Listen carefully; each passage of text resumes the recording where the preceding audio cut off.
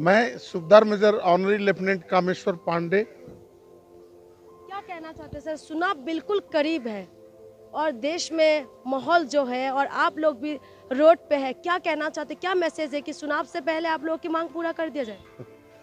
चुनाव से हमारा कोई मतलब नहीं है, क्योंकि ये आंदोलन पिछले 40 सालों से चल रहा है और पिछले 4 साल से हम जंतर मंतर पर बैठे हुए हैं।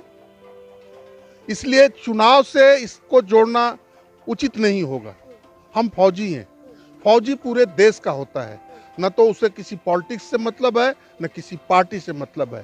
पिछली सरकार को हम लोगों ने विरोध किया और ये हमारे जो प्रधानमंत्री जी हैं वो आकर के सारे सैनिकों के बीच में रेवाड़ी के अंदर वादा किया था कि हम 1 रैंक 1 पेंशन दे देंगे। जो सरकार गई उसने तो दे दिया, 2 पार्लियामेंट से पास हुआ, उसके बाद भी जो सही रूप में 1 रैंक 1 पेंशन जिसकी सही परिभाषा है वो नहीं लागू हुई। सर अगर नहीं, मैं एक बात यहाँ बताना चाहता हूँ, अभी भी चुनाव में वक्त है, आचार संहिता लागू नहीं हुई है।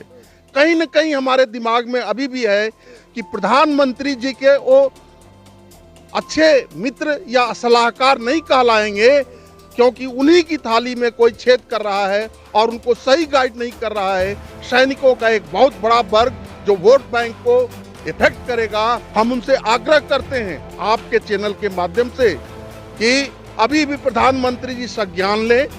जो इतने दिनों से जंतर मंतर पर बैठे हैं उसके नेता जनरल सतबीर सिंह साहब हैं, जिनको अच्छी तरह से मालूम है हर एक उसकी परिभाषा पार्लियामेंट में कैसे आया कैसे गया, उनसे बात करें। और हमारे जनरल साहब ये बोलते हैं कि अगर मुझे प्रधानमंत्री जी कन्विंस कर देते हैं कि हमने 1 रैंक 1 पेंशन दे दिया है तो हम जो है ये आंदोलन खत्म करके उनको धन्यवाद देंगे। अगर हमने कन्विंस कर दिया तो अभी भी टाइम है। प्रधानमंत्री जी को जो गुमराह किए हैं उनको छोड़ करके सही जानकारी लें और 1 rank 1 pension letter and spirit में जो पार्लियामेंट से पास हुआ है उसको लागू करें। जय हिंद। मैं अपने आप के बारे में पहले मैं बता दूं, मैं एक फौजी बेटी भी हूं और फौजी बीवी भी हूं। मैं दोनों तरफ से हम सब के साथ जुड़ी हुई हूं और मैं भी इस आंदोलन में बखूदा हिस्सा लेती हूं, क्योंकि मुझे लग रहा है कि मुझे ये उम्मीद नहीं थी कि जो हमारे प्रधानमंत्री हैं वो बार बार बोलते हैं कि हमने दे दिया, जो हमारा हक है उन्होंने 1 रैंक 1 पेंशन दे दिया, पर क्या ये सच है पता नहीं। मुझे नहीं लगता कि ये इतने शब्दों में कहने का कि वो झूठ बोल रहे हैं, पर शायद उनको खुद नहीं पता कौन उनको पढ़ा रहा है, कौन उनको बता रहा है। उनके थाली में ज़रूर छेद कर रहा है। मैं बार बार वही बात दोहराती हूँ जो मेरे पति ने बोला है, क्योंकि उनके थाली में कोई तो छेद कर रहा है। हमारे प्रधानमंत्री, उनको क्या वजह होगी कि वो बोल जाते हैं, सियाचिन तक गए हैं और वहाँ हमारे जो जवान हैं और वहाँ जो इतने बर्फ में पड़े हैं उनको भी बोल देते हैं कि आप बेचिंतित रहो, हमने आप लोगों का 1 रैंक 1 पेंशन दे दिया।